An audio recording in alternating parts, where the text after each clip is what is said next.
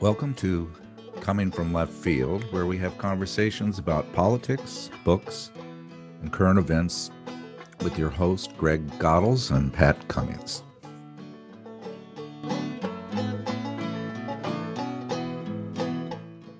In a previous podcast, we hosted two poets who eloquently read their verse, commenting on society and critical issues of our time.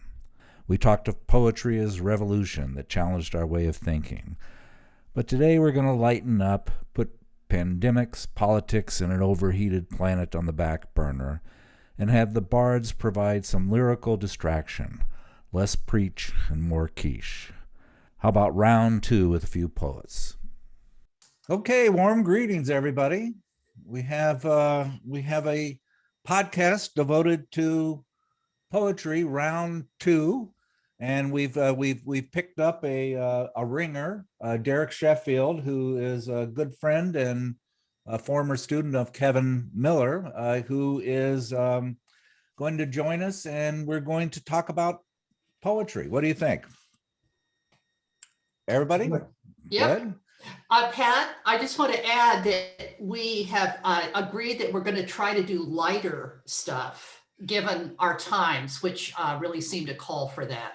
You know, you're right. The last time we fell all over ourselves trying to integrate poetry into the theme that Greg and I talk about, which is politics, economics, socialism, the end of the world and so forth. And so we thought, we'll have maybe poetry in a lighter side this time. How about that? Good. I think we should do a little bit of introductions though first. Kevin, we introduced you last time, but you are a prolific poet, been a public educator for multiple years, have several books out that are books of poetry that are very well received. A Light That Whispers Morning, that was 1994. Everywhere Was Far, 1998. Home and Away, 2008. And the most recent, just published, was Vanish, 2020. Tell me about Vanish. You wrote a poetry book, and then it vanished because COVID hit. Yeah, absolutely. It's still pending. During the pause. That's the power of poetry. Yeah. Careful how you choose your titles. Yeah.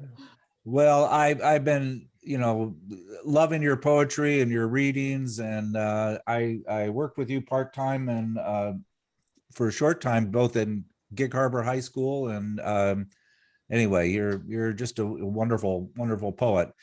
There's Vanish right there. Thanks, Derek.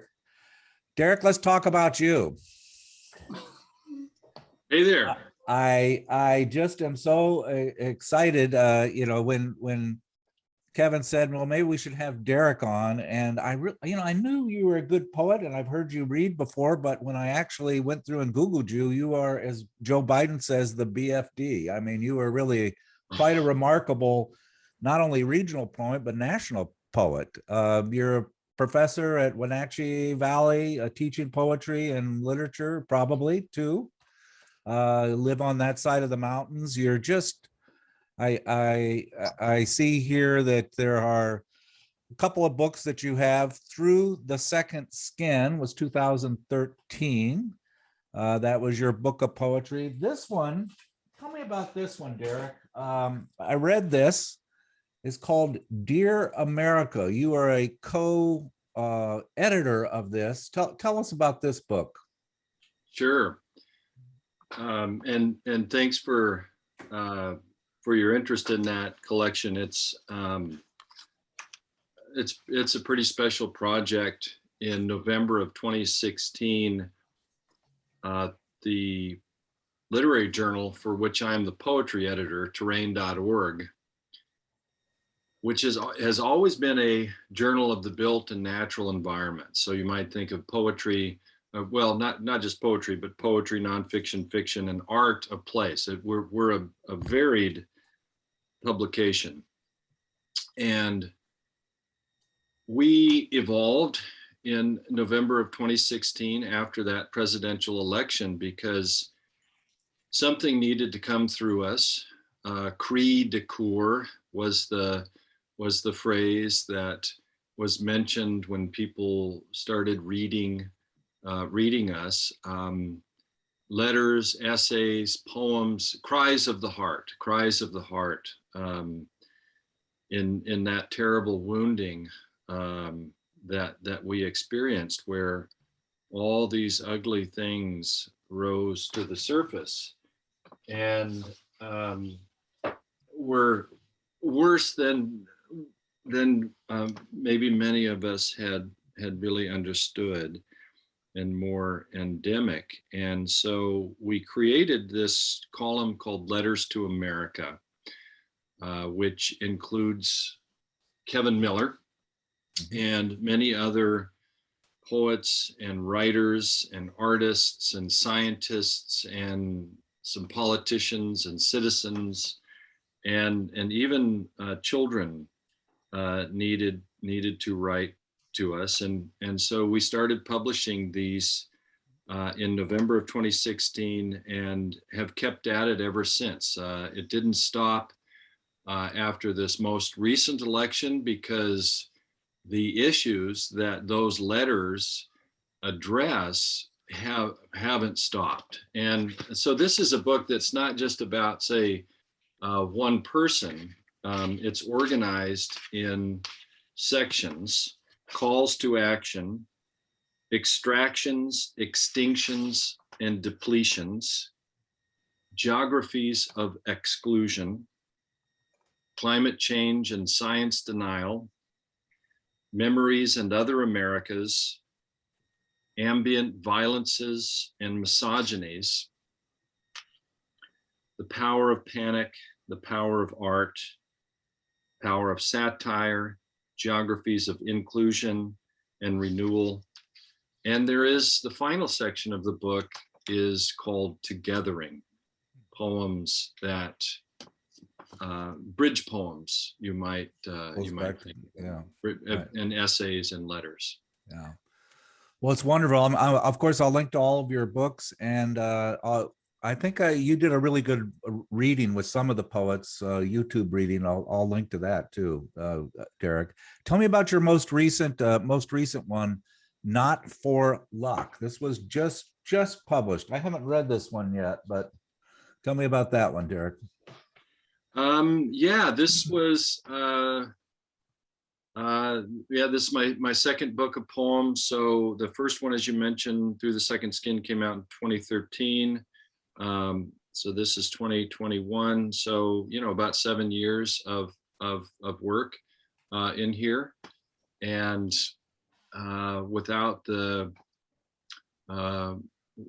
kind people at Michigan State University Press and Wheelbarrow Books and Mark Doty, it would still be just a file on my computer. But thanks to them, it is actually a book.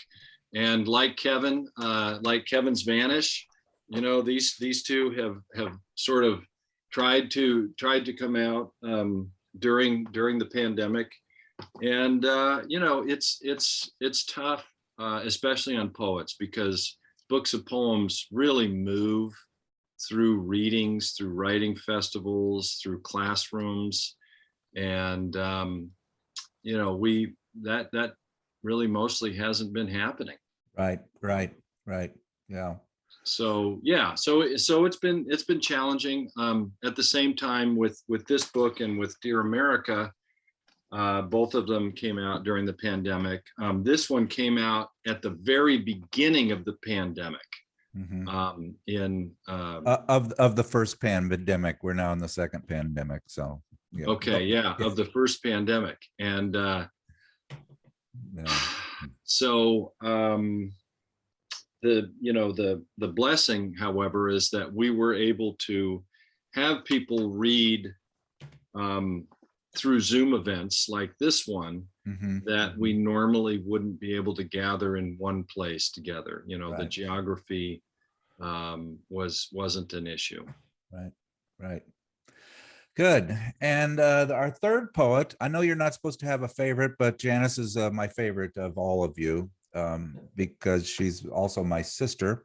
And Janice, you wrote, you were co-author of Woodby Island: Reflections of People in the Land with a couple of other your friends. You love Woodby Island. It's an artist community. It's a real gem of the Northwest. And tell me a little bit about that. That's just a tribute to the place where you live and the people. And it was actually an examination of the relationship to Derek's point about the natural world and depletion and all of that. It was examining 15 iconic places on Woodby Island that everyone knows about from the context of how white people, the settlers and subsequent to them, related to the land. And the three ways are exploitation and destruction. It is protecting them, and it is, in some instances, where possible, restoring damage. That's basically it. Yeah. So I was just interested in that dynamic. You could use analogies about violence and first world politics and all of that if you want, or you can just sort of look at Lagoon Point, which was a thriving marine delta. And in the 70s, people decided they wanted to be able to moor their big gas guzzling boats in their backyards. And so the builders ran through there and built canals, destroyed the environment completely. It's impossible, I think, to restore it now. Although people are doing things like paying attention to eelgrass and making sure that they're trying to, kind of do the best they can. But that's an example. That's an example of things that are gone forever. Other places like up around Deception Pass Bridge are pristine. Anyway, I won't go on, but yeah. And Woodby Island, especially South Woodby, is full of artists of all stripes and a secret society of previously important people. Right. People go there to retire. They are the smartest people in the room, and there's some nasty kind of politics around that where everyone wants to be in control. So I call them pips, previously important people. Yeah. And Greg, I think the last time we talked and did our poetry reading, you spent a lot of time complaining that you just that the poems were so rich and you wanted to have the poems before you. So most of these have been sent to you beforehand, and I know that you process through the written word. And other than this podcast, I'm not sure you do much that isn't in the written word. So I like this one so much, it's the only one I watch. Right. And you just watch it once when you do it. So that's good. That's good. So, Janice, you sent this to me, this New York Times article of why poetry is so crucial now. Was by Trish Harrison Warren. And I really liked that. It was an article that talked about how poetry is becoming increasingly popular since 2018. A survey for the National Endowment of Art says that it has in the past 5 years, those who read poetry has doubled. And the gist of the article, which I take, which I agree with, is that we spend so much time in rancor and in politics and in text, language that's via text and online, that we don't take the time to stop and really savor the power of how words can emotionally move us and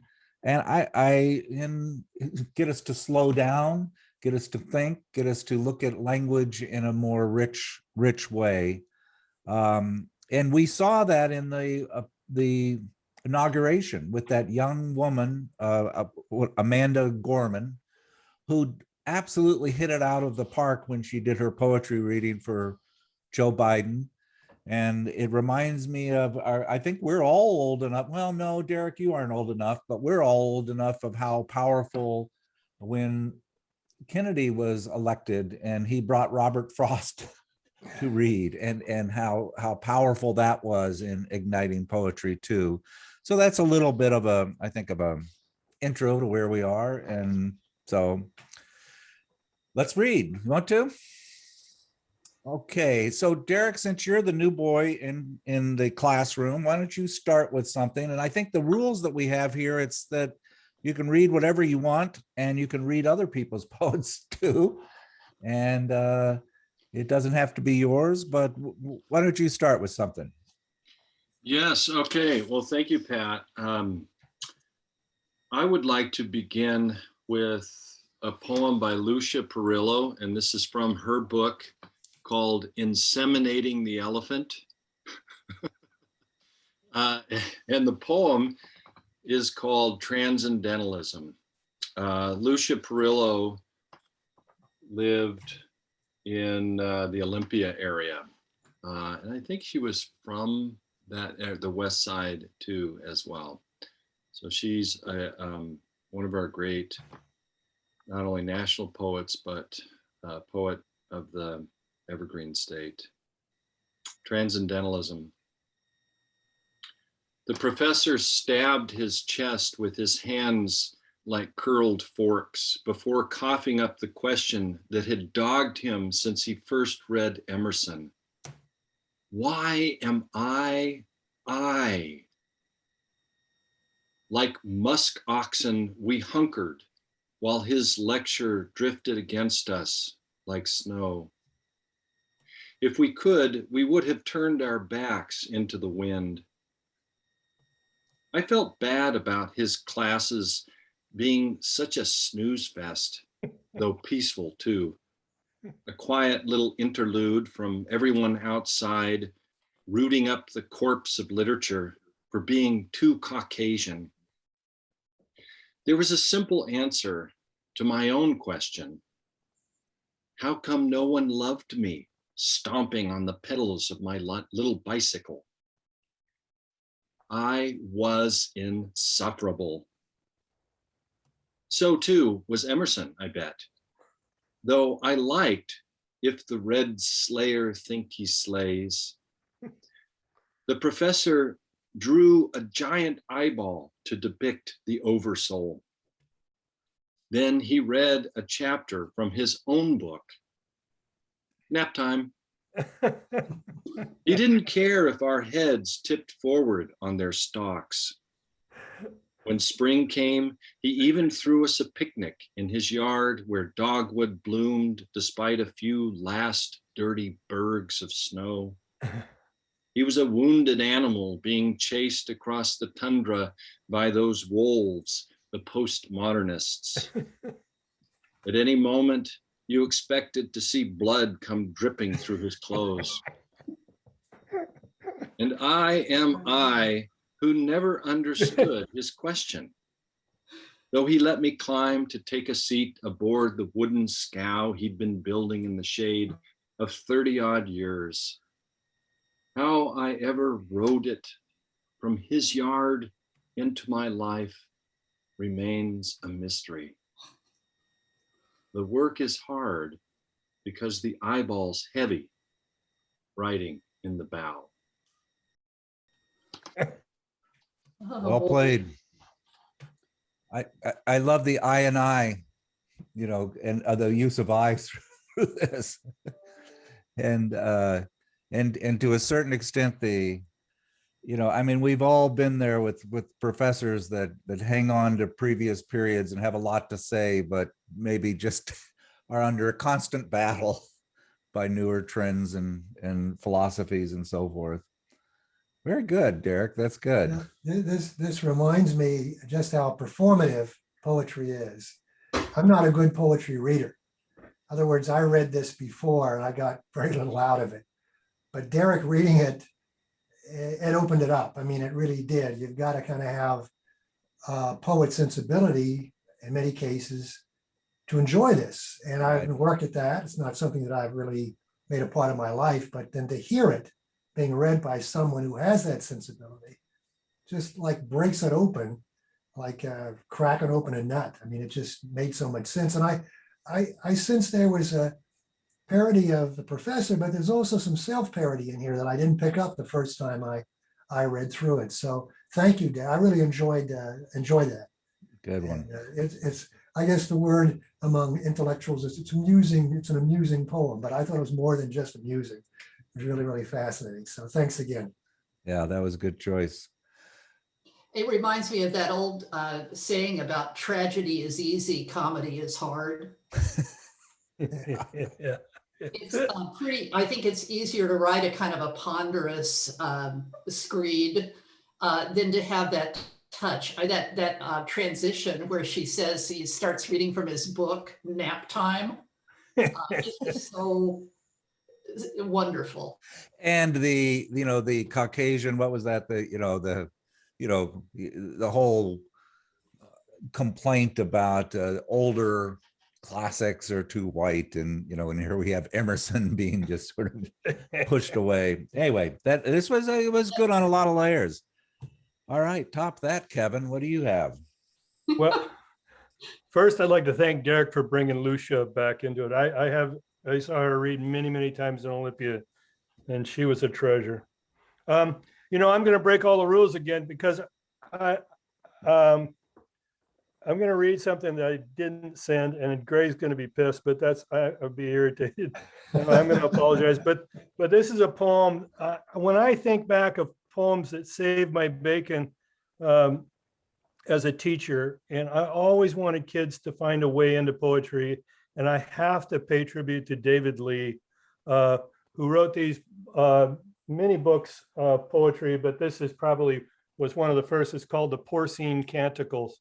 And David is a Milton scholar, among other things, but his ability to bring poetry to life and to everyone, I think is wonderful.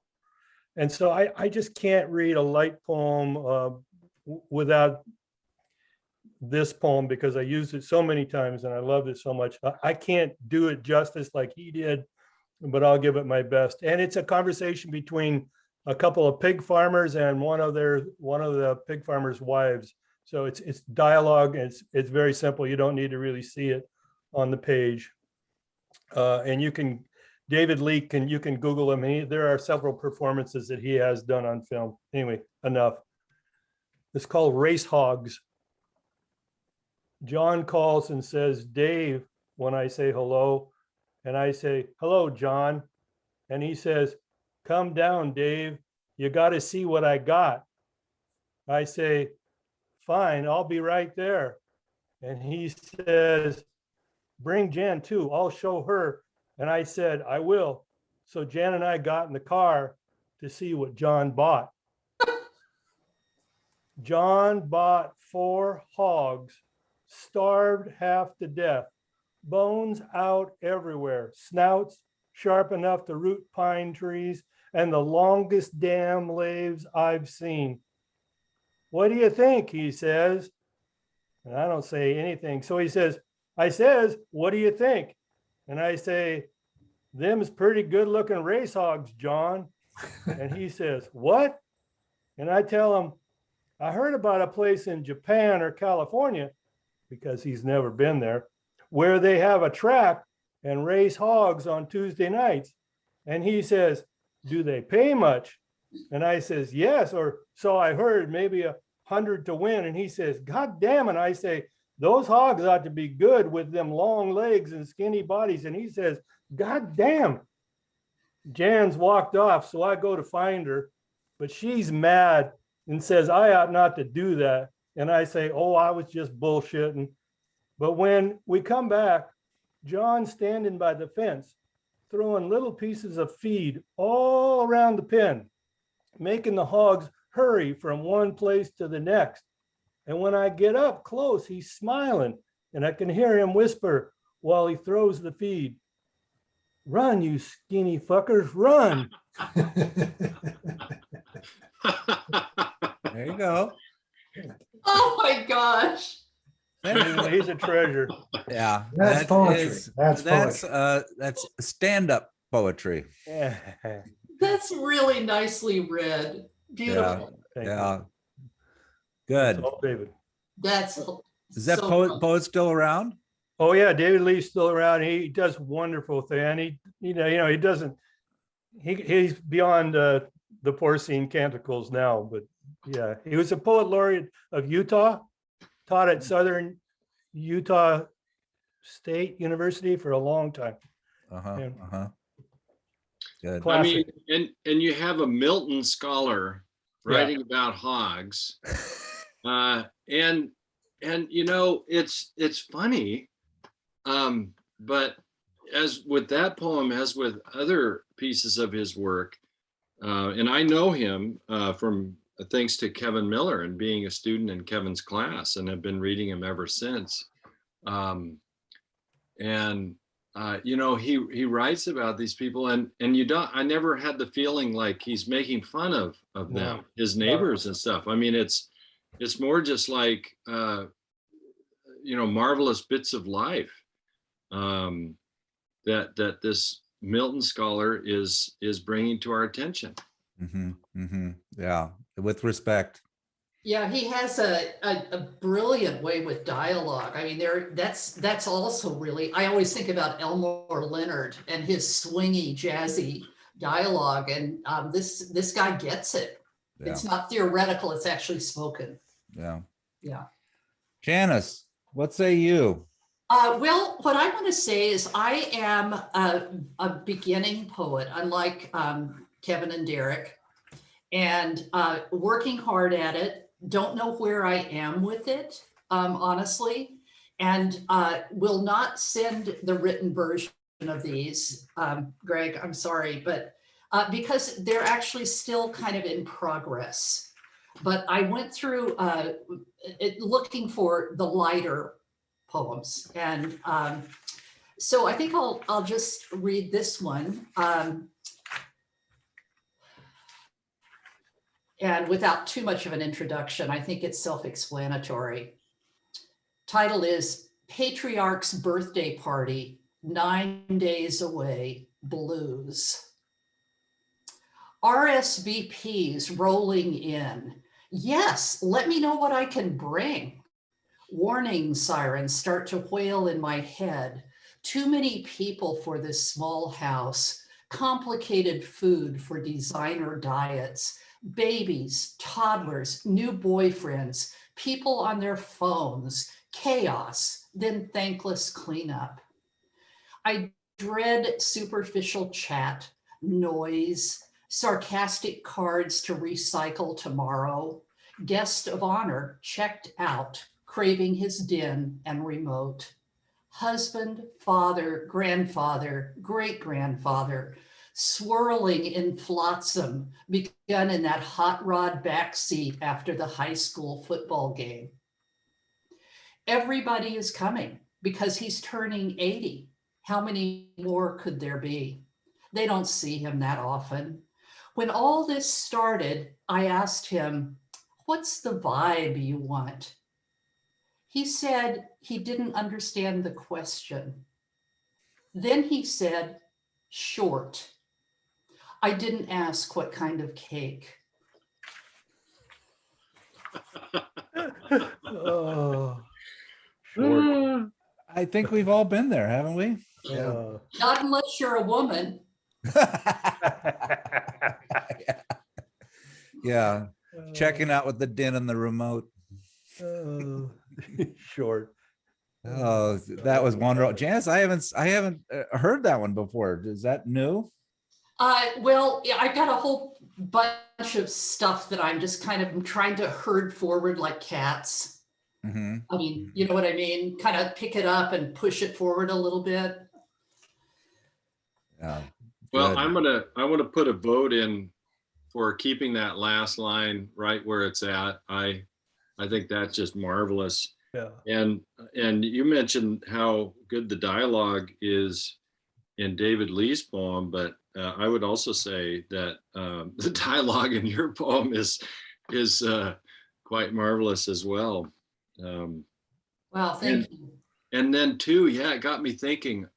We just hosted some people over here last week for a little outdoor meal, and just another family and a good friend of my daughter's. And yeah, it's a totally different thing these days, hosting people for a meal. I don't recall anything from my childhood about, what dietary needs, what, I mean, you have to go through this. It's almost like you have to sign a waiver, Yeah. Yeah. I know we have fun at our Thanksgiving party. I put little signs on everything, gluten-free turkey, yeah, it's bad. So Derek. It's just for me, such a sign of how narcissistic we're getting, I think. Indeed. Yeah. So, yeah. Derek. Okay, so here is a poem from Not for Luck, which is a poem that the subtitle could be Not for Luck, Daughters and Other Wild Things. And those are really the two main concerns of the book, paying heed to these daughters growing up before me, before the speaker, and what it is that exactly means, and the more than human world that they often intersect with. So this is a little poem that I thought of to read. Maybe it's like a pun on, you could think of it. We said we were going to read some light verse. So here's a light verse. And it's got one of those titles that spills right into the poem.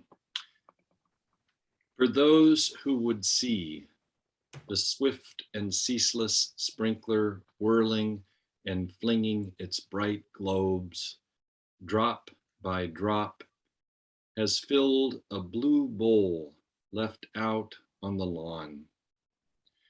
The little pool formed by that embrace never stops breaking and regathering, winks of calm coming between bouts of splattering. And in the way the pool accepts each troubling drop, so it becomes the surface that in the next instant shatters at the next, and so on.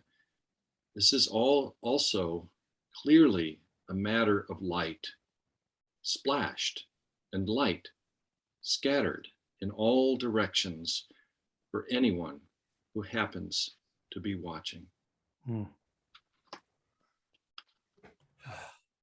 That's lovely. You have two, you're rich, as Greg Brown has in one of his lyrics, I'm rich with daughters. You're rich with daughters, right? Yeah. I am a man who's rich in daughters. Rich yes, in indeed. daughters. And yeah, love that, Greg Brown. Kevin and I have been listening to Greg Brown forever. And that's probably a Kevin Miller poem right there, because one of the smartest things I ever heard about, Kevin told a group of my students, actually just last year when we were reading his book as a textbook in my poetry class, and he visited us through Zoom. And one of the students said, "Hey, how do you go about writing poems?" And Kevin said, "By never sitting down to write a poem." And so that poem right there, that just came from one day of just sitting and looking out the window to see what I could see, as I was sort of futzing around, cleaning the office, writing a letter, making a CD or something, and like, oh, okay, just, yeah, there you go. They'll come, in other words, sort of like sometimes the best way to see a star is to look to the side. Where you can see by not being too direct about it. Right. In contrast, the agony of having a great idea for a poem that you cannot breathe life into.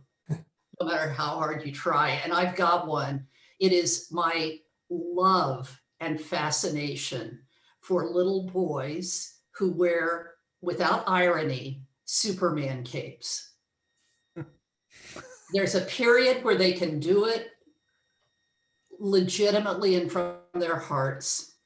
And I have probably tried to write that poem 20 times, and it is just elusive. Anyway, that I don't know if you have things that you love to write and you just can't kind of do the CPR on them.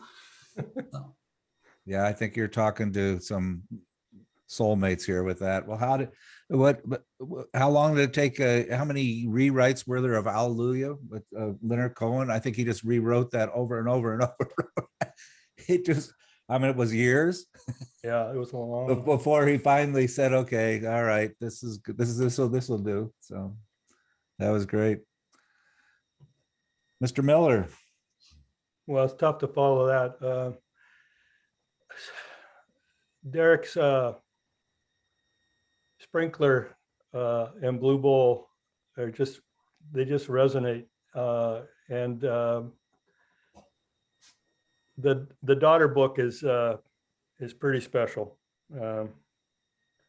Tough to deal with in terms of trying to top anything there. I'm going to go with something that, not having anything to say and not doing anything. I'll read one of mine, and this is my friend Roland said that when COVID struck, now everybody else was going to live like me, because I don't really do much. I go to the post office, the grocery store, and I walk the dog, and my wife and I converse. So this is taken from that. So it's titled, this one I printed up, Greg. So it's after hearing Birdnote on the song Sparrow's Double Scratch. And Birdnote is a radio show about birds. The odd shuffle I tried to pass off as dance needed wings or a voice that said spring in spite of this wintry face. Envy and appreciation managed to a two-step akin to clogging. This quick kick trick in search of food pushes me to reconsider my moves in the wine aisle. I fear others will think I am falling or a few tipples over the limit. So I fix my moves from behind the cart, the shopping man's walker. My choreography assists these three spinning wheels. My one hand move allows the right arm raised with a dove-like hand extended. Think synchronized swimmer in Carhartts, no rubber hat. Some days I take the show outside. The open air provides a narrow tie to Sparrow. I trade the cart for a dog. I use the leather tether to curl, twist like aerial silk, wind, unwind, my dog-tied trick. With its unpredictable timing, the stoop, scoop with the bag, loose hand, the difficulty increased by the dog's desire to stand clear of her nincompoop, who makes a show of each new go. Bird legs or not, the dog knows her two-legger will be the exception to dead can dance.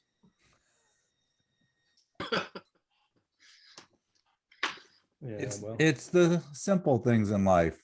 Yeah, there is not much else happening. Yeah, isn't that amazing? For those of us, 80% of us that are retired, how full and organized and structured and predictable your day gets. And yet I don't think it's necessarily filled with despair. I find it nice, Yeah. The little things that I do, the shopping and so forth. Good. And I've seen you periodically in the woods with your dog, so I know this is true. It's kind of Walter Mitty-like in that the common, the everyday, the buying a wine at the store or walking the dog gets imparted with a lot of meaning, with a lot of an overlay of things that are going on in the mind. And I thought that was very, very interesting. Yeah. But again, it benefits. I have to take back what I said the last time. It benefits from the the reading, the performative aspect of it really kind of cracks open the shell for me. So I'm learning something about poetry and how best it's appreciated. Mm-hmm. Mm-hmm. And one of the, younger readers might read something like that or a poem by William Stafford or others and think, well, hey, how's that poetry? He's just saying what he's doing there. And that's the beautiful thing about it. Or even David Lee's poem there. It's what we call an accessible poem. It lets you in. But then as you read it again, you hear it and you appreciate the craft that has gone into the poem. And the word music was really popping for me there as Kevin was reading it. There was some lovely internal rhymes like tether and leather. I think it was sparrow and narrow, and elsewhere. And of course that fantastic the cart is the shopping man's walker. Yeah, and I will have you know that when I woke today and I put on a nice polo shirt, this is like the first time in 2 weeks I haven't had my Carhartts on. Every day it just drives Paula crazy. She knew something was up when I didn't come down with my Carhartt with coffee stains on the front. So there we go. Janice. Kevin, what I love about that poem, I mean, many things, but I think if you live long enough, you have to sort of be chagrined about things you thought earlier in your life, or go, oh shit, there I am. But I do well remember looking at people of our age, not so much Derek, but our age, and thinking, what do they do all day? What do they even think about? Why don't they get better clothes? So the insight into an active mind, I think is wonderful. It's like, you little whippersnappers, this is what I think. Yeah. All right. Janice, what do you say? I say I was at a Chinese restaurant in a year, which I can't remember, but on the menus, how it says the year of the boar and the year of the horse, and you always find your birth date. And I was struck by the year of the monkey. And I went home and wrote this, and I don't think I've changed a word. It's just ridiculous. The idea of a year of the monkey just amused me. So it's called Year of the Monkey. If this year goes as it is named, it will alarm and annoy. Millions of little red fezzes falling on sidewalks and porches, beady eyes searching for ways to cause havoc, setting bad examples for children. We will be humbled by their agility, bemused by tiny hands so like our own, guilty about how we treat animals. Public health officials will warn of poop parasites and other perils. Drivers will scan now, not just for texting hipsters, but for wildness out of the blue, furry hitchhikers on their car hoods, snacks snatched at drive-thrus. Pundits will ponder at year's end. Did we fully embrace the astrological energy? Are fezzes compostable?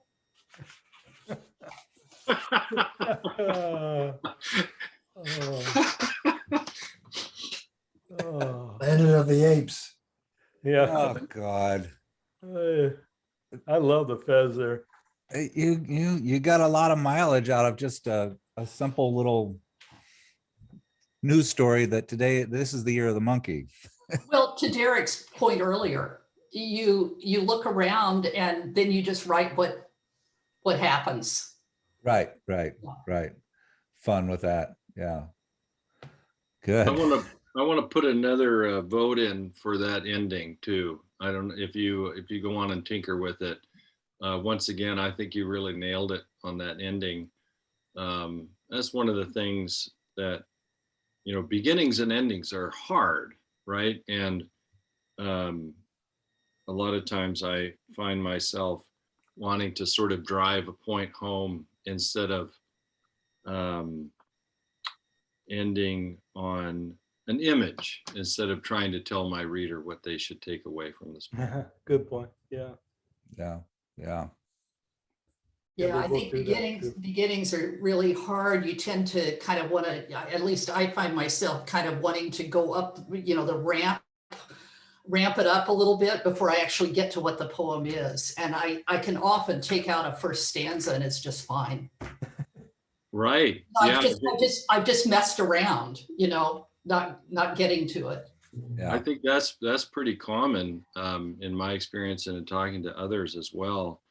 And that speaks to the strange thing about writing is that, you can't get there without having, you just need to start doing it. And then, writers are people who write, someone once said, and, it's like, how do I know what I think until I read what I've written? I mean, you have to take those steps, even though that ramp will be taken out later. You have to create it in order to get to the real beginning. Yeah. Yeah. Yeah, I remember several times sitting down with people, going around a bunch of poems, and I think it was Joe Green used to always just matter of factly take his pen and go, this is where the poem starts, right here. And he'd just be 3/4 of the way down the page, and he would just, the hell with all that other stuff. And he'd be right about 90% of the time about, you just, now you're started. This is where it begins. And Yeah. Yeah, and that reminds me of you, Greg, with your writing. I'm just constantly amazed at how prolific you are with your blog and ML Today. And, you can tell that you think lucidly and clearly through written language, that when you're done, it's succinct and it's well organized. Because I'll talk to you about like Afghanistan and different things, and we'll ramble about. But when you actually take time to focus on what you're saying, it's quite obvious to me that your writing is your highest form of persuasion and thinking. I don't know. What do you think? Am I I correct? think all the poets here are saying something I think that's profound, and that is that writing poetry or writing prose, whatever, is hard work, and you have to do it, and you have to do it and force yourself to do it, consistently work at it, and voila, you get better at it. I mean, isn't it interesting that, like any other thing that you take on, the more you do it, the harder you work at it, the more effort you put in, the better you get. So that's something that, when I was younger, I didn't appreciate. I thought writing was sort of inspirational. The good writers just sit down and it just flowed, and ideas just popped into their heads, and they're just smarter than the rest of us. And I've learned that really you got to work real hard, and you get better. You get better. Yeah. Yeah. I always love that thing about the danger of writing is that we all fall in love with our words. And it's like when you take your kids for their birthday picture and you get all the proofs back, and it's almost impossible to throw one away and pick the right one. So yeah. There's a poem there, Janice. Here's a question for the poet. I don't want you two to be stealing that idea. That's I have a question for the poets. Do you do a lot of rewriting? Because one of the things I do with prose is I start something and I write maybe 200-300 words. Then I put it aside. The next day I start all over again. I read through it and this is not the way I wanted to say that. And I'm constantly fixing and fixing and fixing. My question is, with poetry, with your poetry, how do you approach it, and how do you organize your work? Well, editing for me is the bulk of the work. It's in a different. It's a different part of the process, but it's a crucial part of the process. And then the one thing I'll say, that there's an old James Dickey quote that you work out the worked on quality. So you not only work on it, but you work it so it sounds like it just came off the tip of your tongue. And that's not easy to do. So you make it seem like it was effortless, but usually it's anything but effortless. So Yeah. yeah, I would say Yeah, I rewrite a play lot. guitar. I can relate to that. So Yeah, but you can also beat the life out of something. I've killed work by overworking it, and that idea I mentioned earlier about the little boys in their Superman capes. I've killed that many times. It just loses its heartbeat. So there's a real, Greg, I'm sure you know this too. You can just edit something until it dwindles. Yeah, just suck the life out of it. Yeah. yeah, yeah.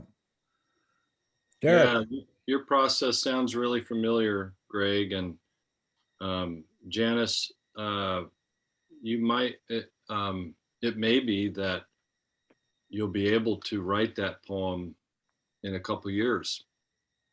I mean, that's the way it's been with me. There are poems that I couldn't write 20 years ago that have come around, and I wasn't even conscious about it, but that poem was still working its way through me, and it comes through, and I finally feel like I got it right. This is the best I can do. And then I realize, oh, this is another version of that poem I wrote in 1990. And Good this point. is the real thing. This is the finished one. Yeah. In the crock pot.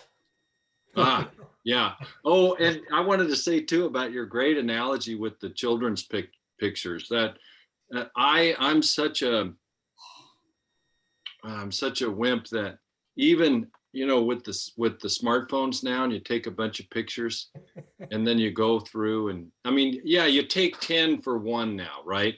And then there's always the process of going through and deleting, and I even have a hard time with that. What a sucker. But you know, a great poet that Kevin and I know and admire, Nance Van Winkle. I think Nance had some really lovely words to say about one or two of your books, Kevin. Nance tells her oh yeah, she's on the back of Vanish, and she tells her students, you've got to kill your children. You've got to kill your child. It's like, whoa, woo. Oh, well, how about we just set them over here? Let's put them in this playpen for now, and give them a timeout. Yeah.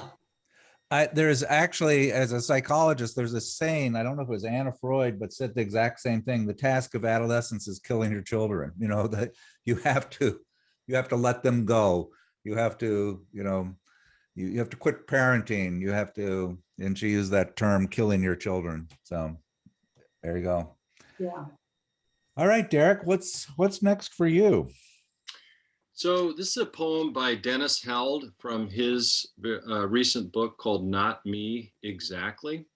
Okay. And Dennis is a fantastic writer and editor who is in Spokane.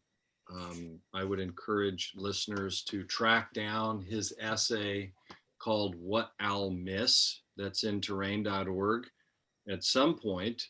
I wouldn't call it light verse, though there are some lighter moments in it, What I'll Miss. But this is just he has a lot of little sonnet. He in the last decade or so, he's really been intrigued by the sonnet form, and has been messing, and like he's probably written, I don't know, 50 or 70 sonnets now, in which he's playing around in that little box.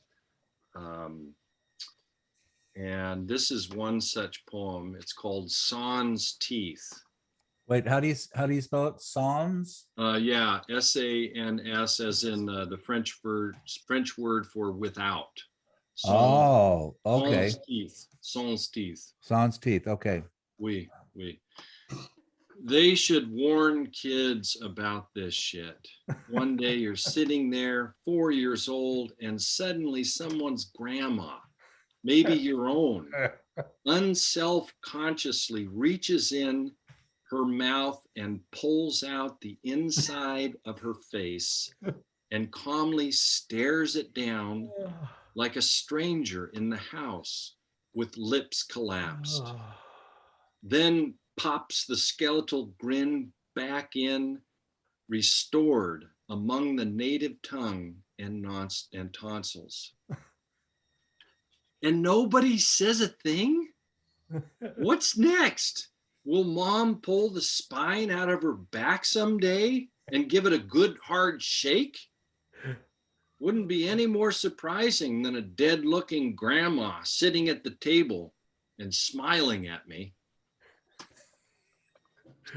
Oh, yay. Okay. Okay.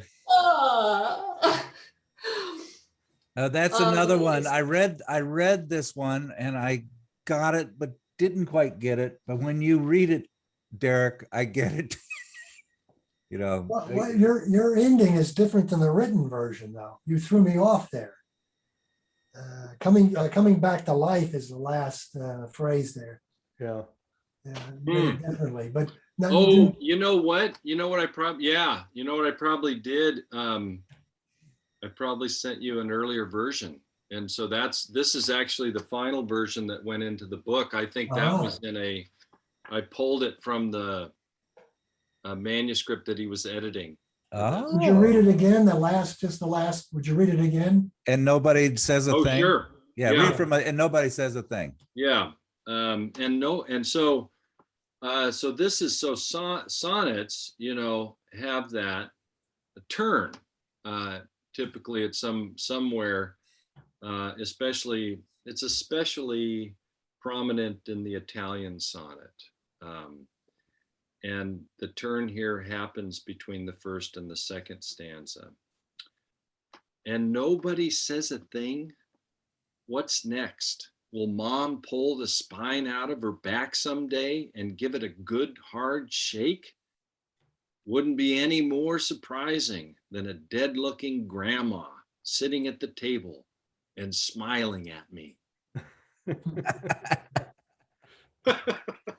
Okay. And by the way, don't ever try to pull the wool over Greg's eyes again. Yeah. You think I don't pay attention? Yeah, right. You think he's just sleeping in class? He's not. Yeah, his head coming forward on its stalk. Write a poem Nice. about that. Nice. God damn, get it right, Derek. That's good. That's good. Yeah. I appreciate that attention to detail. Thank you, Greg. And it fits right in because here Dennis was right up into the last minute, Yeah. There's something that happens when your book's about to be published and it's about to go into print, and that's it, right? That's it, baby. There's no going back after this. Yeah. Or is there? And so that changes your relationship with the language. Right. And smiling at me is a lot better than coming back to life, because you get the girl smiling at me, Well, I'm not sure, because just before that, it's the dead looking grandma, and then it's coming back to life. And so I was anticipating that, the dead looking grandma, then coming back to life. And so that kind of threw me for a curve when I heard it. Yeah. That woke me up. Well, slumbers. But that's a case in point where the coming back to life is a little more directive, a little more telling the reader what's happening. Yeah. And a smile shows that happening, right? It's an image that says, oh, she's back to life now. Yeah, and it pulls the teeth into prominence too. But Yeah. Good. That's so great. It is a great poem. There could be so many poems written about they should warn kids about this shit. Yeah, and there's your opening line too. I mean, that's just a powerful, powerful opener. Yeah. It's- Yeah. Yeah. Oh. Kevin Miller. Okay, I'm going to read Leo Dangel. Oh Another God, this Another poem. I used to live teaching Dangel poems. Dangel has a poem called Laughing Backwards. I can't find the damn thing. And I'd probably have to buy every one of his books to do it. It's one of those classic poems that I used to read every year. I settled for this one instead, but I love Leo Dangel. He's no longer with us, but he has great poems. He's worth looking into. This is called A Retired Farmer Working as a Greeter at Wal-Mart. The store went up last year outside of town. There was a cornfield where I'm standing now, smiling, saying hello, and handing out ads for plastic purses, towels, and microwaves. The job doesn't pay much, but neither did farming. Pete, my old neighbor, wearing clean overalls, comes in. I say, "Hey, you lazy fart. I see you're taking a day off to loaf in town." And Pete says, "You should talk, getting paid for standing around in an air-conditioned store." While we talk about the rain last night, the possibility of early frost, the price of hogs, a dozen customers pass by ungreeted, and I feel uneasy for not doing my job. In one way, it's like farming, spending hours on the tractor with lots of time to daydream. Now I invent secrets I'd like to tell customers. Every third mineral water bottle is filled with Russian vodka. Snakes have been found in the cups of imported braziers, but I only say, "Hello, how are you?" and send them on their way down the aisles, which are nothing like rows of corn. Very nice, very nice. Yeah, he's a great poet. I like that on so many levels. It reminds me of the book. I forget who the author was, but it was the two men that did the Oregon Trail, recreated the Oregon Trail with the mule team. Uh-huh. It's an extraordinary book. And one of them was a newspaper writer, then his brother. And as they go from Missouri all the way to Oregon, they went through the flyover country, and they would occasionally come across these towns that were thriving, that had, the downtown was vibrant, and they found that the common element was they were just not right in the demographic where they would build a Walmart. Yeah. And where the Walmart didn't come, they still had hope and community. And this is a little bit of that depression there of, the farmer and, losing a part of his soul to the mundane Yeah. feature of the greeter. That's kind of what I thought of when I read this too. So Yeah. I just thought about the rich inner life of everybody. Yeah. Yeah. Yeah, because he talks about on the tractor that he has these romantic fantasies that, and we all know that. We all know we've done humdrum things. Our minds go to all kinds of things. When you're my age, nothing very exciting, but when you're younger, lots of exciting things when you're doing the menial tasks of life. Yeah. Everyday tasks. That was a nice poem and read very nicely too, I thought. Yeah. You have a really good pace. I mean, what I like about your reading is the pace. There's a little hesitancy here and there that really are important. I guess you plan it that way. I guess you think about it that way. But it works really, really well and effectively with this poem. Yeah. Yeah. Janice. Well, I've got one more for you. And I was challenged by a young woman friend. She was talking about the dearth of work written, both poetry and fiction, that spoke, in her opinion, honestly about female desire. So she challenged me to write a poem about that. So here it is. This is called Denim. Show me rangy American men in Levi 501s, and I'm right back to puberty fever when button flies made me weak in the knees with easy access to secrets and heat. European men in jeans don't do it for me. Uptight, no nonchalance. They don't know how to claim elbow room, scan the horizon, break rules. They walk, not stride. Jeans don't sit right, no swag. Madeleine's for Proust, denim for me. When the right combination of long legs and faded jeans comes along, when I see those buttons, boom, summer of love. Oh, Oh, oh, that is sweet, Janet. It lived up to its billing. yeah. That's good. I just see a big picture of Sam Shepard there. Oh my God, yes. Thank you. Uh-huh. Good call, good call. Exactly.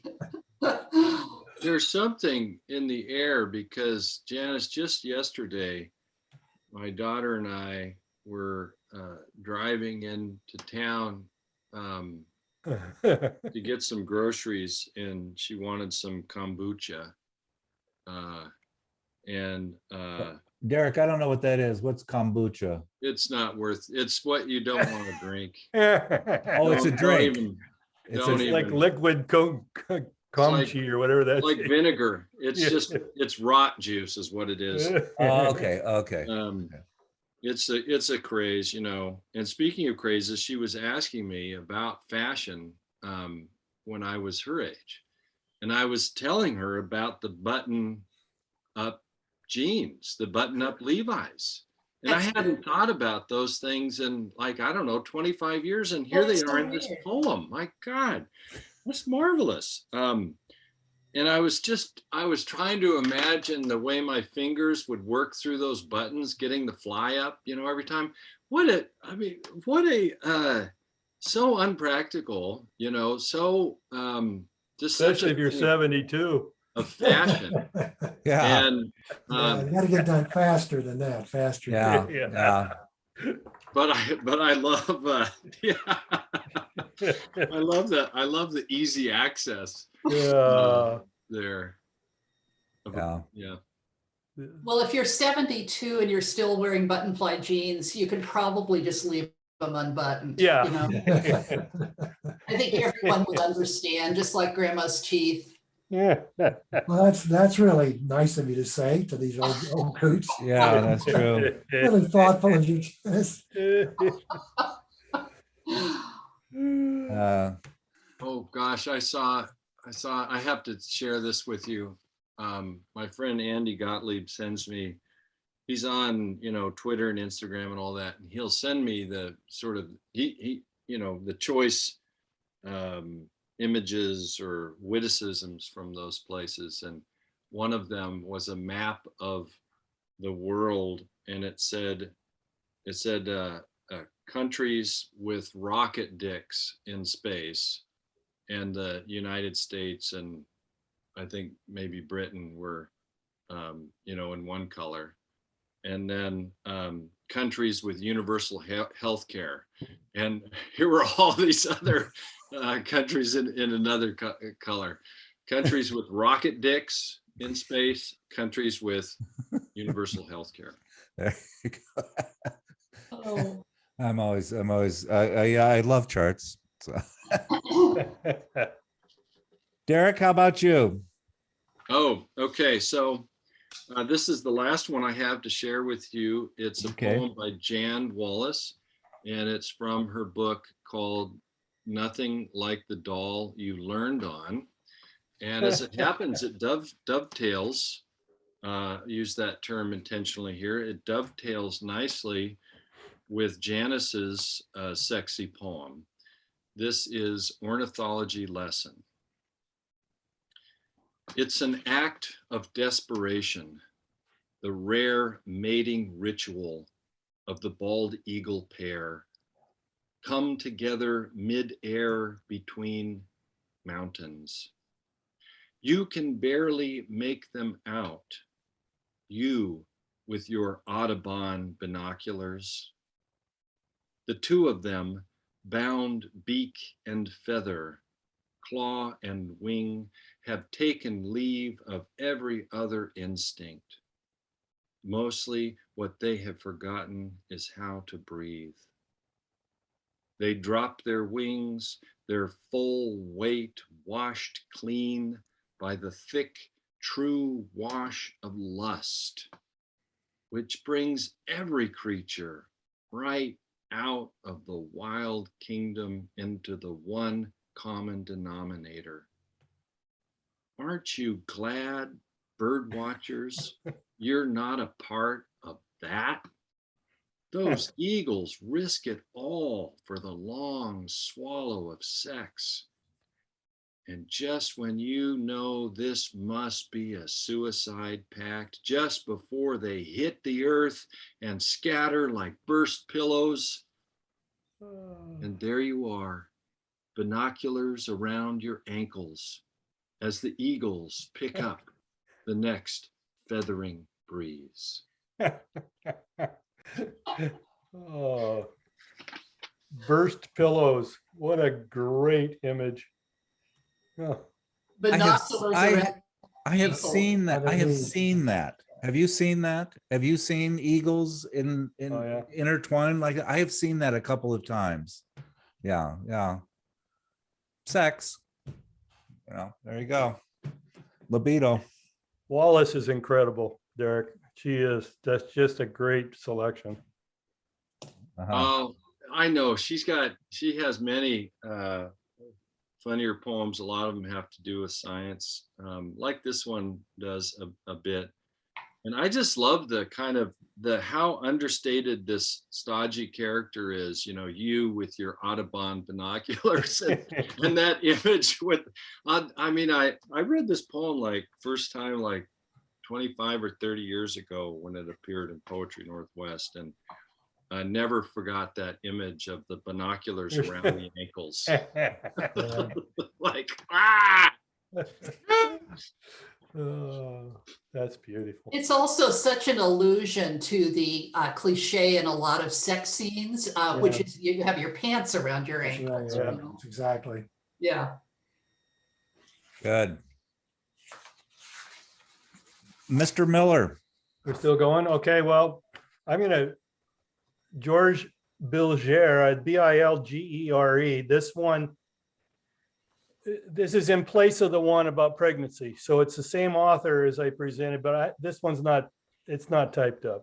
So I'm gonna, but I wanted to get him in there because if you know, when you're having a day and you need to read a poem that kind of gets just centered back into the non-importance of so many wonderful things, this Bilgere is a man that does it. He's about a couple years younger than I am, but he seems to be dealing with some of the issues. This is called Sunset Knoll, and I apologize, it's not written down, but I'd rather read this one than that other one of mine. Okay. Sunset Knoll. When the smoking hot barista pushes my toasted bagel across the counter to me without so much as a glance, because all her pistils and stamens and sweet pink petals are on alert, orange alert for the punker next to me, Armageddon tattooed on his arm. And furthermore, she's even forgotten the cream cheese, because I've reached the age when I'm like totally invisible to her. I briefly consider picking up the plate and smashing it through the countertop, sending a rain of glass onto the tea biscuits and cinnamon scones. That'd show her all right. And then I remember my summer as a feeder in that nursing home back in LA, spooning whipped ham into the mouth holes of those bedridden husks of paper mache. How sometimes the old guys would pull out their dentures and throw them across the room just for the hell of it, just to remind me, I'm still here, you little shit. So thanks, I say, and walk back to my table, like I needed the cream cheese anyway. Oh, yes. Oh, yes. That theme showed up a couple of times. Yeah, I was Yes. it kind of caught the Yes. eagles and the teeth and the. No, that speaks to my generation and my Yeah. age. Yeah. Oh boy, Janice, are you done? Well, I can find one real quick if you want one more about what it's like to live with a cop. Okay. All right. Why don't you set that up for us? I'm married to a retired cop. I mean, that's the best setup I can do. That's pretty. Whose name is O'Mahony. Irish cop. This poem is called Just the Facts. Mike's words are coins placed on a counter. Exact change, no more, no less, that's it. Don't tie up the police radio with chatter. Think, then say only the essentials, most in code. Audio command, hear radio, robbery in progress, help the officer. Sparingly, a syllable may be added. Howell Street stressed how well, so nobody goes to how. No time for mistakes. Emotions are beside the point, just chaff whirling into confusion. Less is always more. Crispness makes order, brings backup, defines trouble and pushes it away. Terse and Mojo, longtime partners. His speech aged, lean and honed. 2 or 3 words replace hundreds from others whose talk is cheap. He can't sit long near flabby verbiage. Bloviation, pure torture, frickin' TMI. I live in this Mike's laconic land. Silence is my second language, practiced every day. How was your day? Okay. What are you thinking? Not much. Do you love me? Yes.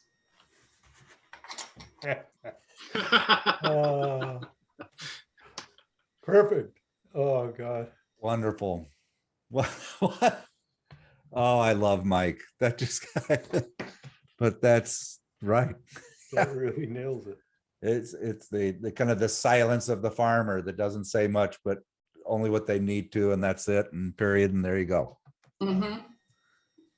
And interesting, just as I read that, I realized there's a stanza I need to ditch. I need to kill my children, kill that child.